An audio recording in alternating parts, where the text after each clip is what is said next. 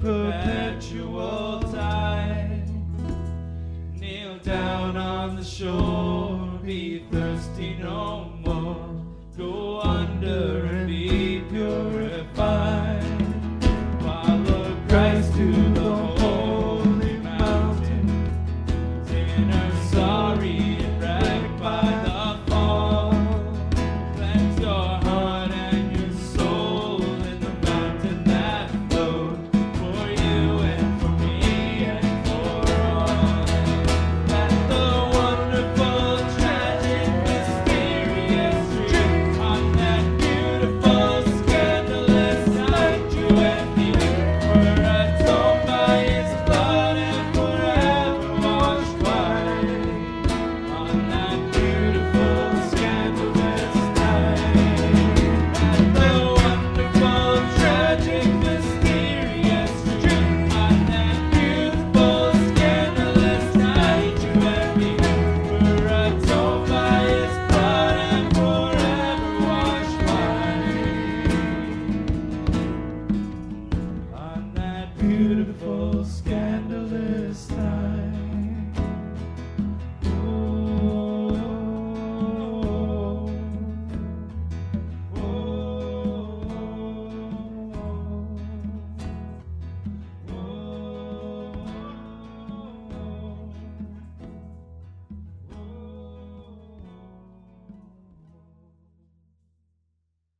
Welcome to the Pro Life Team podcast. I'm Jacob, and today I'm with Ochinga, and we're going to get to hear Hello. his story. Would you introduce yourself, Ochinga, and tell us a little bit about your background and how you got connected to Pro Life Pregnancy Clinic related work? Okay, so my name is Achinga, and I'm Ivorian Congolese.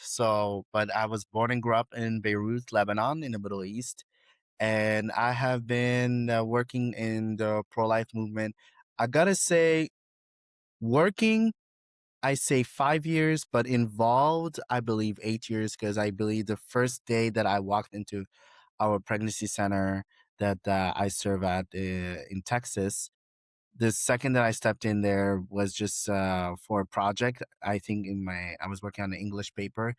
I believe that from the first day me stepping in that office, I counted as my day one, just being involved in the movement. Wow. Yeah. So tell us about what you bring that's unique to the pregnancy clinic space when it comes to your vision and your backstory. Okay, so very to briefly summarize all that, my story, how I got into everything. I These are things I kind of found out like after being serving at my local pregnancy center, that I did not know that there has been a history of abortions in my life, in my family's life, in my history, even before that, even 30 years before I started working at our pregnancy center. And I did not know that. And I was raised by a single mother. And I was really, really drawn to helping and supporting women and wanting to help them, because I said that, wow, my mother was really brave by raising me and wanted to take care of me. And realizing that and learning a lot about that. And that's what pushed me to get into a job that where I do want to emulate hope and help and serve Christ, because I'm a Christian at foremost. And I did not think that being a pastor was something I wanted to do. I said I wanted to be in the pews, be among the people. And that's why I chose the route of being a social worker and be literally a missionary among the people and use my hands and feet. And even if I don't look like one, a traditional one. Yeah, so tell us more about what a social worker is, and then let's talk about, what how that looks as someone on Mhm. a pregnancy clinic team. Okay, so I always want to emphasize what is a social worker first.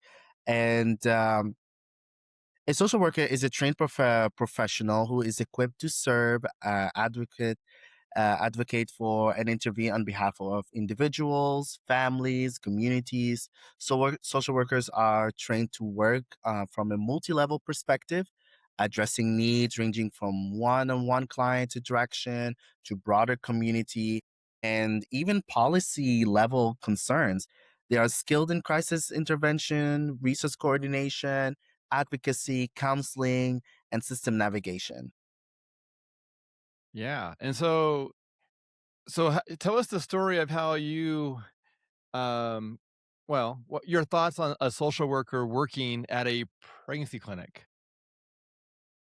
So I remember when I started working at I remember doing my internship at no, not my internship. I was doing my volunteering hours, and I really, really wanted to have a job at the pregnancy center. So I was trying to plant a seed or maybe a little worm in the ear. I was like, huh, wow, these are really great things here. You don't know what you need. You need a social worker. I was not a social worker yet, but I was like, you need a social worker. So I was just planting a seed. I think I was a sophomore in college.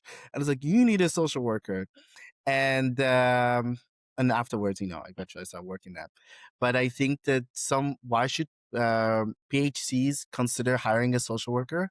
Well, the benefits of incorporating a social worker are tremendous. Social workers are trained to work within multidisciplinary teams and bringing a unique perspective to clients' care. They are taught to consider multiple approaches when helping clients and can often identify solutions that may not be traditionally considered within a pregnancy center setting. Additionally, licensed social workers complete extensive education, field placements, and often more than 1,000 hours of supervised clinical experience. So, this training provides credibility and expertise in areas such as crisis intervention, mental health, case management, trauma informed care, and community resource coordination. Social workers can build bridges into community and settings, professionals networks, and service systems that faith based organizations may not always be able to have direct access to that. As you can know, of course, like there's a lot of missionaries who will do missions, but they do not do it in a traditional way. Maybe they can go into business and different things. So sometimes this is the way that you can see a social worker who is Christian minded to do that, and their professional relationship can expand the PHE's ability to connect clients with needed services and support. Awesome. How much time in school or education, does it take to go from being, well, how much time did it take for you to become a social worker? What was your experience going through school or getting licensed or educated to be, to take that step? Okay, so obviously it depends where somebody goes, but if you want the fastest route to be a social worker, you have to go to a college that has a with a social work degree. Social work degree is actually, what did I forget the word? But basically accredited. Yes, it's a accredited program, and once you do that, you do it for 4 years. And if you graduate from university that has accredited social work program, and you jump into your master's is going to be cut into a year instead of two, because your 4 years of undergrad would be counted as your basic year of social work. And then after that, you do it for 1 year. And right when you get out of your master's program, you can sit down for your licensing exam, and after you pass the exam, that's it. You are a social worker. You get your LMSW, which is the basic social worker license. Now, if you want to advance a little bit more, you need to do 3,000 hours of supervision, mental health, and clinical aspect. And after the 3,000 hours of supervision, you can get your LCS. You sit down for an exam, and you can get your LCSW, which is licensed clinical social worker. But also, anyone can apply to be a social worker. Wants to be a social worker, they can if they choose that. Even if they didn't get the bachelor in social work, they can get any other bachelor. But when they want to go get their masters, you have to do 2 years of social work in their masters. But yeah, I think 5 years, 6 years, it depends on the person. Do that, but once you get your LMSW, you're set. You're a social worker. Awesome. Um, so how might a social worker work with a pregnancy clinic team? Like, how might they come alongside advocates or the executive director or the center director and these different people, the board? How Yeah. might a social worker be helpful to these different people and workers and leaders? Yeah. So since I talked about how a social worker is trained to work in a multidisciplinary team, the social worker can complement the strengths and the work of every key member in a PHC team. So basically, in a client advocate, social workers can assist with complex client situations, provide case management, support, conduct assessment, help and develop care plans for clients facing multiple challenges. Because there's certain things that a client advocate cannot do, and it needs a little bit more professionalism. So that's where the social worker can do that. With client director, well, center director, social worker can streamline client processes, improve service delivery, develop referrals, networks, and strengthen organization procedures. In my own experience, I first became involved in the local PhD was seeking volunteer hours and internship, like I said earlier. And the training skills I gained through my academic program helped me identify the areas where systems could be improved and strengthened. So after joining the staff following graduation, I was able to help streamline those processes and enhance client care. Alongside the executive director, which I don't do that, but if I were in that leadership role, social workers can assist with program development. They can evaluate the program, partnership, staff training, grant pro opportunities, because social workers are actually trained to be grant writers as well. Strategic planning, their understanding of community needs can help shape programs that better serve the clients' families. But also, in addition to that, if there were a if there was an idea of building a new PHC in an area, a social worker can help streamline and understand what kind and how this PHC can be built in that area and how they can best serve others. Board directors, social workers can be on directors, can provide valuable insight into client needs, community trends, and program outcomes. This perspective can help board members make informed decisions regarding organizations, our growth and service priorities. Supporting volunteers. Most PHEs really rely heavily on the generosity of donors and volunteers. And we know that without them, we cannot continue and do what we can.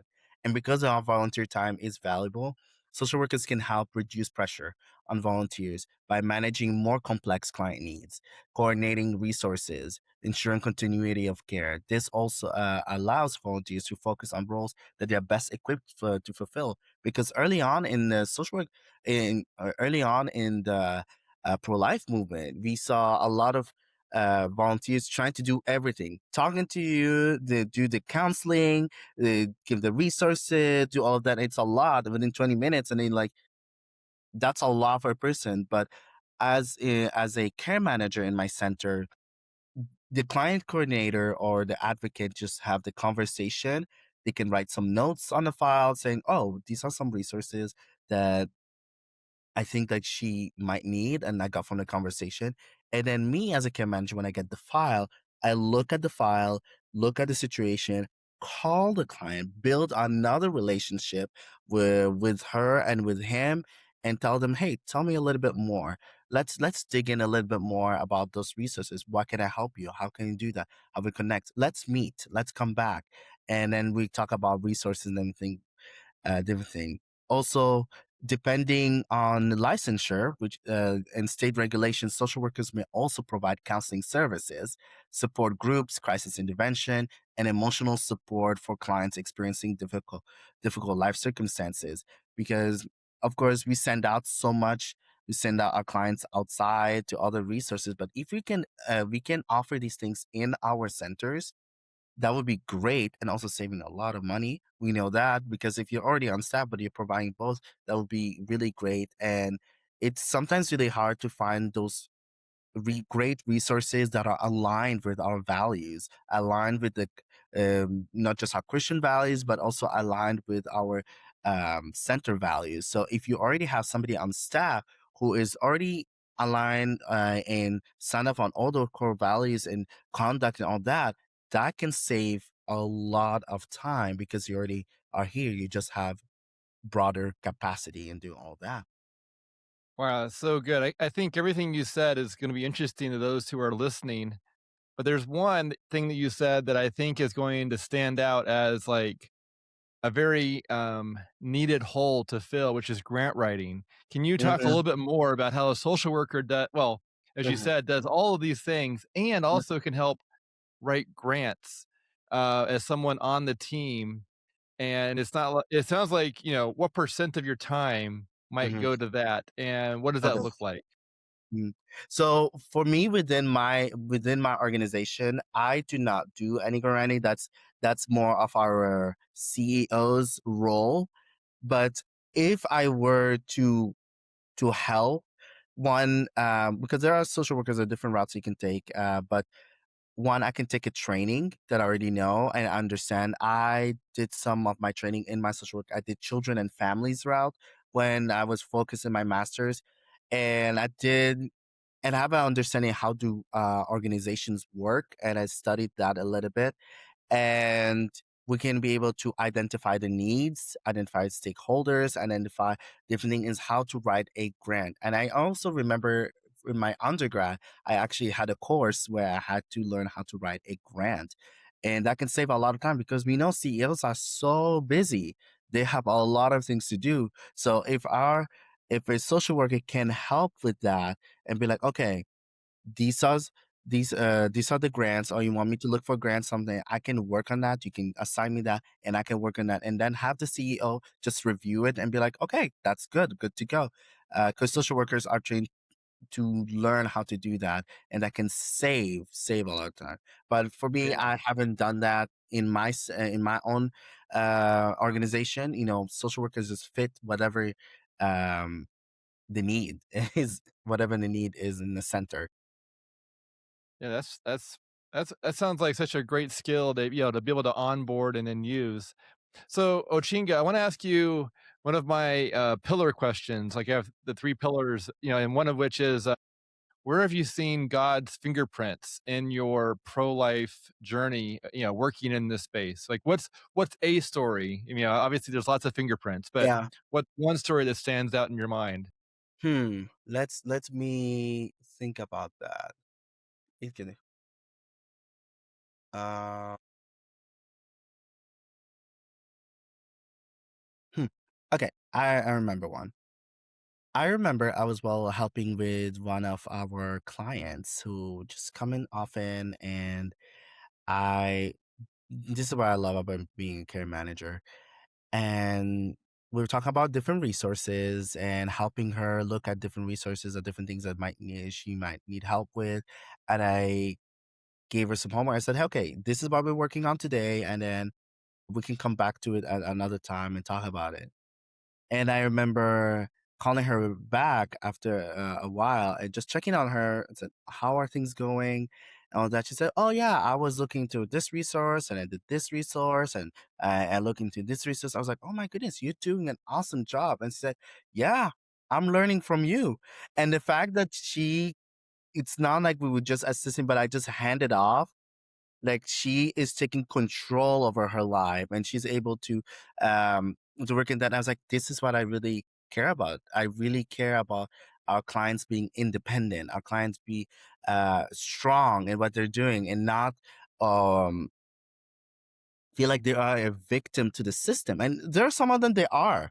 But even when they are a victim to a system, that they can stand tall and become victors and be able to overcome all those things. And even when they're asking for help, that does not change the way that they view themselves, and that not change how special and how important they are in God's eye.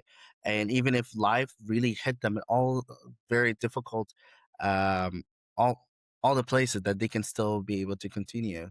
And this is what I really love. And I think another story, I have another good story, because I do have to give you a father story. Uh, I think one of this is one time where I actually said I had to go in my pregnancy center. Sometimes I have to step in as a client advocate, and I sat with the father and I got to talk to him. He's really excited to be a father, but also he's really scared. And he turned out to grow in a home that did not really encourage him. And I think they really doubted him. So he was really scared that he was not also going to be a good father because he never had that positive influence or encouragement in his home.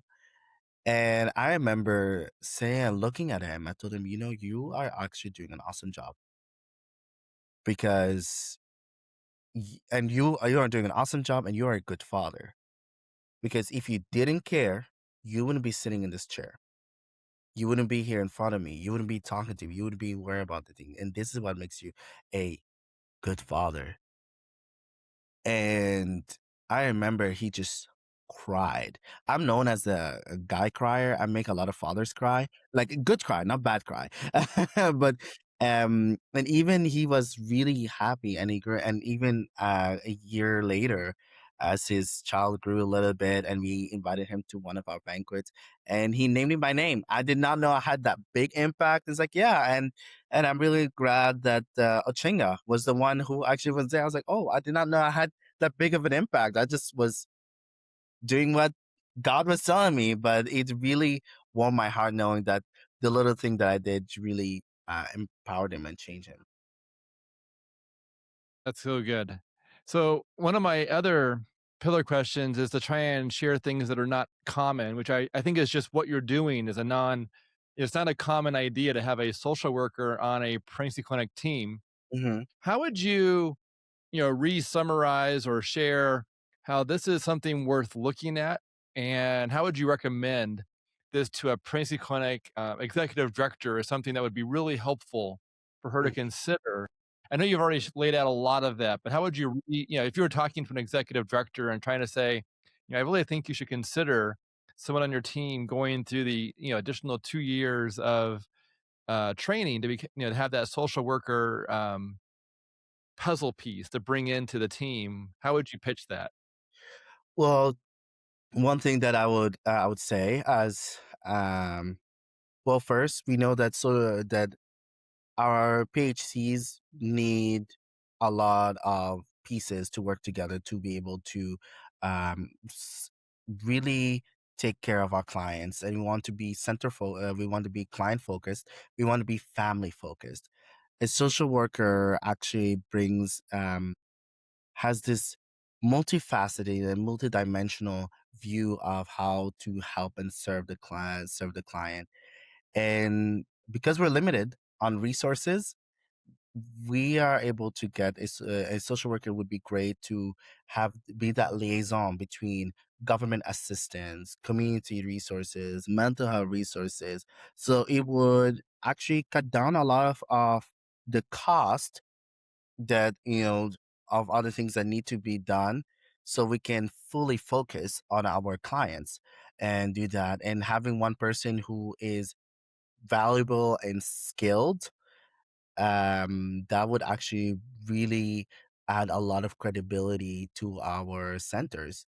In the same way that we look at our nurses who are credible, who worked hard, and they're licensed and a professional, and in addition to that, and they're held to a standard, a high standard. Social workers are also held to a standard to the Texas, well, for me, TBHC, the Texas Behavioral Executive Commission, I guess.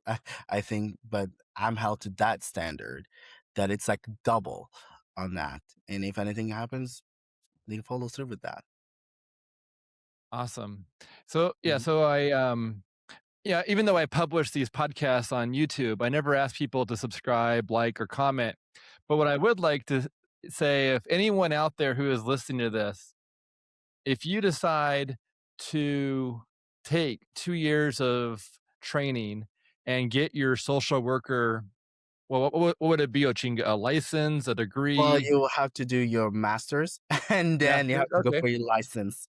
So if someone decides to do that because of this episode, I'd like you to contact me so I can interview you with Ochinga, and we'll do a follow-up episode if anyone decides Sure. to take this as like a spur, a Yeah. Hebrews 10:24 spur to go Hmm. and do something and bring it in. And we'd love to, talk to you maybe a few months after you've experienced, what it's really like to go through that training, experience at your center, and we'll do a follow-up interview with you, whoever's out Yeah. there that may be thinking about it. I will be really open to that. And Yeah. it's really great. I love it. And especially as a man who's working at a pregnancy center and being a male social worker in a pregnancy center, it's very rare. I think I'm one of the only ones that I've met as a male social worker in a pregnancy center, among a lot of pregnancy centers that I met. And it's really great. I love it.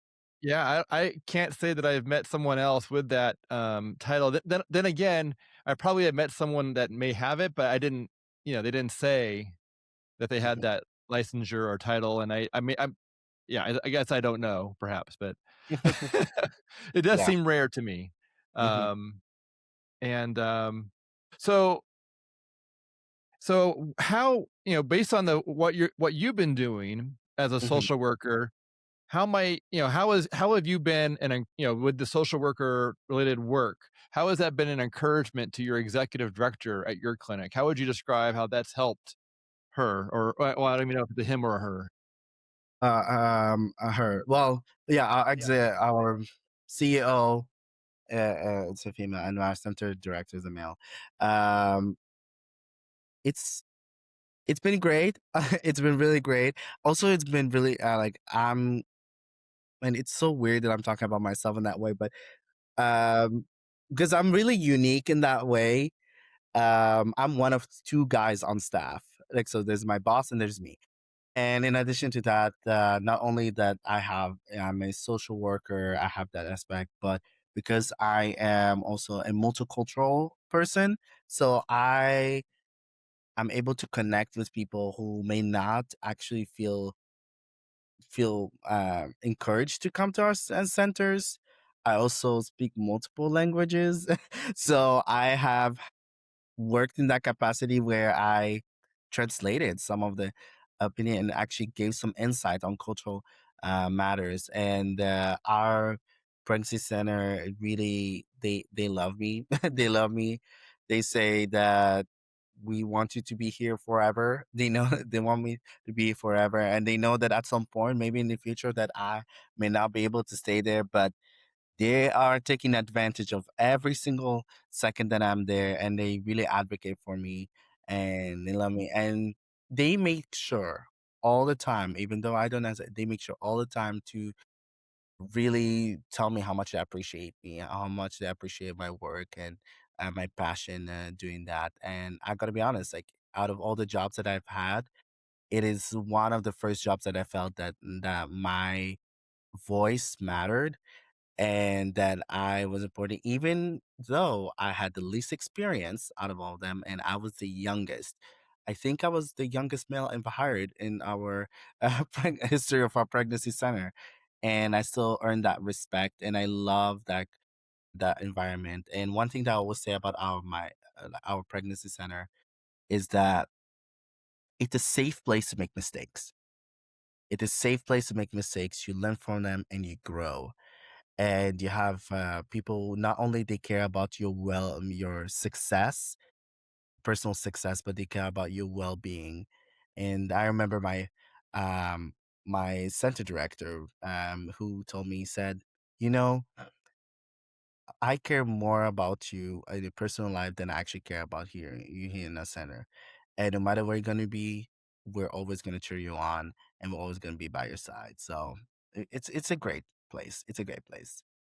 Yeah, I would completely agree that well, I look at mistakes through the entrepreneurial lens as that's the best way to get an education where you wouldn't be able to even learn some Hmm. things in a traditional school, but mistakes, they do come with a cost, but that's just simply like the price.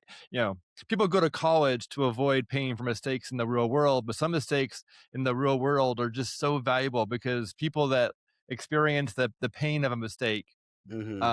learn a great deal from that mistake, even more so than what they might learn from success. Yes, the education from mistakes is huge, while the education from success is often not nearly captured as deeply. And so, exactly. um, okay, so I want to ask you about um, your role when it comes to the male, when it comes to the boyfriend, the male, the couple. What does that look like for you when it comes to talking to the dad that's in this unplanned pregnancy situation at your center? One second, let me put my charger Yeah, no worries. That's a good because thing to I don't do. want it to die. Good thinking. Hello, kitty. I have my cat literally just at my feet. Perfect. Okay. Yeah. I have two. One is wandering off, and one is sitting by my foot. Okay. Um, when you Fatherhood, yes. Tell me about how you, work in that fatherhood space with Mhm. clients. So for me, because my role as a care manager, I don't really focus like I don't call it's like, oh, I'm just here for the dad. I was like, I'm here for the family. Generally, I'm here for a family. Is there aspect I meet with the dad? Yes. But I'm here for the family and I'm here to look from the outside looking in. So I when I meet with fathers, sometimes because these are the instances where I actually meet with fathers. I meet with father in one instance if if I'm actually meeting them to do the counseling or do the options counseling.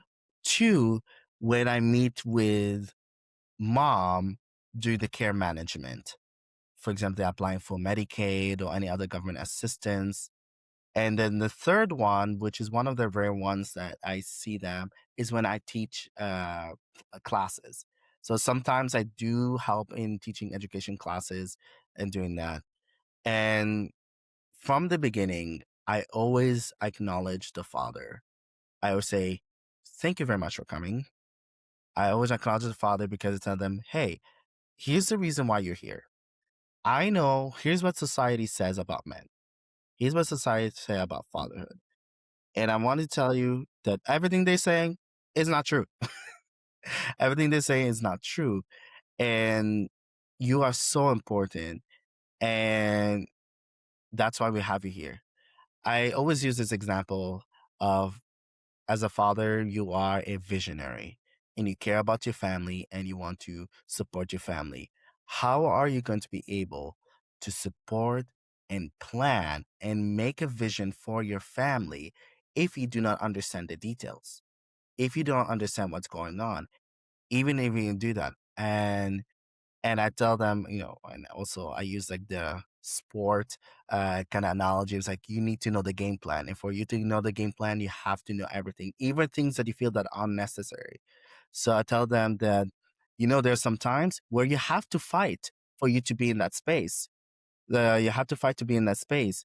And you have to and it's weird way to put it, but you have to fight to be in that space. For instance, when you go to visits with mom, ask the doctor the questions. Don't be intimidated because you're in a female space. Like, how can I help her better? Can you give me some research? Can I help her? How can I? What does that mean? How can I be able? Because it's a partnership. Or let's say when a baby is born and you're taking care of your baby, and let's say baby is crying and everybody wants to come and save dad. And I'm like, you supposed to say no. Leave me. Let me bond with my child. Let me do that.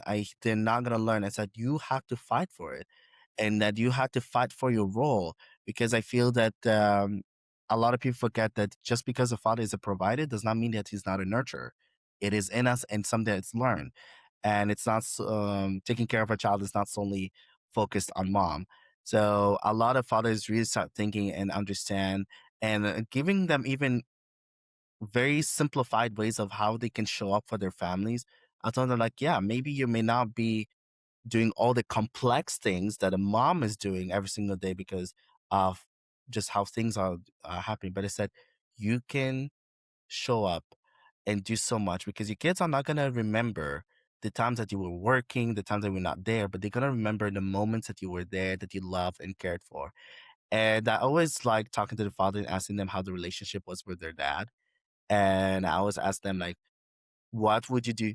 The what would you do different? And what would you wish that your father did? And a lot of them have said, I love that my father worked hard and worked hard and provided a roof over our head, but I wish he was spending more time with me. And that is a healthy balance. It's like you don't have to sacrifice family time just to provide. And sometimes we have to think about the life that we want to have and do that. So that's how I kind of put it in their head and they start thinking, oh, wow, this is a different aspect, a different way to look into fatherhood that you don't have to and an or like you just like this and that. They just have to do, you can do both. Wow. So, Ochinga, how so when it comes to like your faith Hmm. and spiritual direction, how does that possibly get weaved in or not get weaved in when based on the social worker Hmm. um mindset or skill set? How does that spiritual layer connect in the pregnancy center space from how you see it and do it? Hmm. One one of my favorite, um, what's the word I'm looking for? Because I don't like to say story because it make it seem like it's stuff. It's narrative, Oh, but Bible passage, maybe. Passage, yeah, passage. But one of the most documented, like one of my favorite documented passage about in Jesus' life is the encounter of the woman at the well. It's one of my favorite one, and honestly, I will use it for any sermon, anything that meeting my heart to pursue social work has come from growing up in a environment that was not really great, that I had all the reasons to not really want to follow God and all the reasons to be angry at God, even though I'm not supposed to, because who am I? But in general, just because as a human, that's what I think. But the fact that I could that I saw people who trusted God, loved God, that cared about me, where they had no business in caring about me, no business to be that involved, no business in being understanding, no business in giving me their time because I'm like, who am I to them? I'm like, I'm just like some weird, but the fact that say, I care about you because God cares about you and he cares about me too. And this is how I'm showing. So I decided to do social work because I believe that, I mean, all of us are broken and all of us have our own demons and messes. And sometimes it takes one person to sit down with you, get to know you, talk to you, and sit in the mess and just help you all that. And I think about the woman at the well where I mean, we only have that passage, but if we really think about the culture and all the things, that there must be so many things that have been on her mind while she was there, and seeing like the fact that she's ostracized not only from a society but ostracized from other women who are supposed to be like kin and help, and especially in that um, communal society, and the fact, and also not only that, that her and Jesus were at opposite side of the coin, and basically, and like and also like everything, like Jesus also even had no reason to talk to her in any way, just because of like the culture background and all that, and he's a man and she's a woman, but he still chose to be there and still chose, and he waited for her. Because I don't say like, oh, he just was like, he when he was there he waited for her, he saw her where he says like, I was waiting for you and I'm meeting you. And I think a lot about of our clients and everything that I do is like, I was waiting for you. I did not know that I was meeting you today because we're not God. I did not know, but I was waiting for you, and I'm glad that you came. It's kind of like this meeting that you're waiting, and they show up, and it's okay. Let's get started, and that's how I see it. Wow. Wow, this has been so good, Ochinga. I'm excited to see if someone contacts us that, takes this as like a inspiration Yeah. to do this and then help us do a follow-up episode maybe in a couple years or months, who knows what. We'll see. We'll see. We'll Yeah. see. I Yeah. really love this, and I've always been really passionate in bringing more like the male perspective and the voice into how to serve and also be in this position as a social worker. And I really, really, my hope that we see more and more social workers in the PhCs all around, and they'll be able, because I know it is difficult. It is difficult to have PhDs because they're expensive too and all that. But I hope that as we're growing, and because we've been doing this for over 50 years, as we're growing, that we'll find ways to incorporate new things and make be more successful, be able to save families and so they can have life abundantly. Yeah, one of there's this gentleman, John Ensor out of Florida, he would say things like, when something's worth doing, it's worth doing poorly. And the Hmm. reason why he would say that was because when people first started getting into the pregnancy clinic space 48 plus, almost 50 years ago or 30 plus years ago, people were just getting in with both feet without any prep, without any training, just to do the work because the work was so important. Hmm. But today, we have the advantage of being in a mature movement. And Yeah. so we're in a different phase of the pro-life movement. And so getting an education, getting the right tools, getting the right pieces, being more strategic, having more planning, more prep, we have the luxury at this point in the movement to to do things differently than those who were first responding 30 to 50 years ago. Yeah. And so I think what you're saying really resonates today. It may not have been an option 30 to 50 years ago, but it is an option today. Mhm. Mhm. And we gotta be creative. We gotta be creative. Yeah, yeah. And I think, finding ways for innovation, excellence, creativity, using educational tracks and tools is at our disposal today. Mhm. And so I feel like it can be inspirational to think, how can we be more innovative, creative, educated, empowered, and having better tools to better equip and serve as servant leaders and servants to servant leaders. I want to also point out, like we celebrate, of course, the wins and the obstacles that we overcome, but it's not done until he says it's done. So as long as we're going, people will still need help and support, and whether it's an unplanned or planned pregnancy, everybody needs to meet Jesus in some way. I always say that, yeah, maybe yes, our form of work is just to help families during our pregnancy. But the most important thing is that they will meet Jesus. That they will meet Jesus, because that is a way more. That is the most important decision that will make in they will make in their life. So let's just do it right.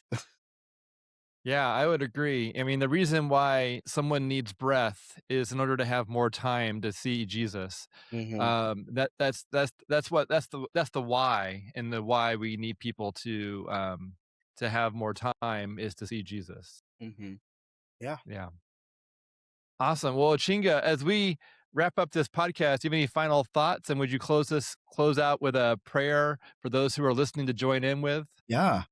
Well, first I want to say thank you so much. Thank you so much for inviting me here. I know we've been working on doing this for how many years? 3 years? I think so. 2 years? I Years? I don't forget. know. I know. I've been getting all your emails, and you tell me like, "Hey, when are you gonna come in?" And I want to say I'm glad that it was a good time to actually do that, and I feel really ready to speak on that. And I really hope that everybody's listening. That first, I want to thank everyone who is in the pro-life movement and everyone who is putting their hands and feet and into this movement, whether you started yesterday or whether you have been here for years and years, and in any aspect, whether you are a donor, a volunteer, or even a prayer warrior. Prayer warriors, y'all are important. Prayer warrior, we thank you so much for supporting us and doing all this. And we know, we understand what we're doing, even when people don't understand what we're doing. But yeah, let's just pray. Well, Father God, I just thank you for this amazing time where we get the opportunity to celebrate the skills that you have given us and celebrate you and allowing us to be in your kingdom and allowing us to also work within your ministry, Lord. I pray, God, that anyone who is struggling to have direction in the life, understand what they need to do next, I pray, God, that you would give them guidance. I pray God for all those who are in the movement, who are growing and who are also facing so many difficulties, because we know that what we're doing, the work that we're doing, will bring a lot of challenges, and the devil will not be happy with that. But I pray, God, that you will continue to empower us and let us be strong and courageous, Lord. And I pray, God, blessing on every single person who has been working and serving you, Lord. And we thank you for loving us so much that you sent Jesus for us. And I pray, God, that more and more people will get to experience eternal life and have an abundant life and in our encounter. In Jesus' name I pray. Amen. Amen.